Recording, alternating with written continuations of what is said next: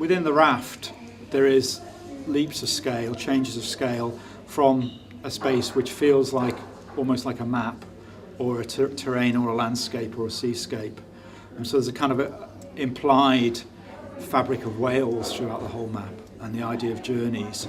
But there's also, within the mark making, working between a tiny droplet and a huge gesture in blue.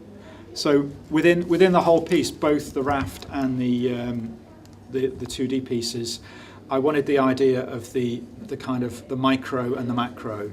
The idea that we're, what is the relationship between the physical and the mental? We don't really know that. And once we get down to kind of quantum physics, those kind of questions begin to connect with ideas maybe that have existed for a long time in Buddhism, and you begin to realize that maybe there's all kinds of connections that we don't really understand in terms of what reality is.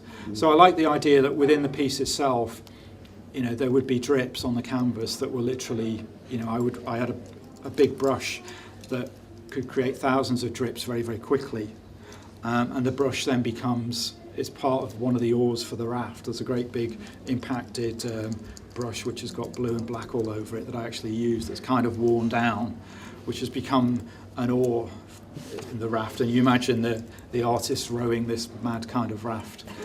And the raft is made from the residue of the studio. So the raft is constructed from stretcher bars and bits of wood that were left over in the studio. So the raft becomes a kind of object, and I suppose that idea was, the artist's studio is a kind of an island. You go into a studio, you're in an empty space, you often face a blank wall, and you begin to make something in a sense out of nothing. Maybe you've got materials, maybe you take some things in there, but you begin somewhere, and then you don't really know where you're going, and then gradually this thing snowballs and you begin to evolve something that has a kind of meaning.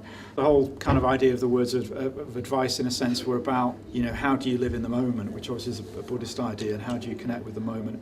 And I was always interested in that because I think as a painter, when you make work, once you get into the kind of zone, you often feel kind of out of time, and you're doing something which is kind of the moment, and really, a gesture in painting is a moment which is, in a sense, recorded, or you leave a trace of that moment.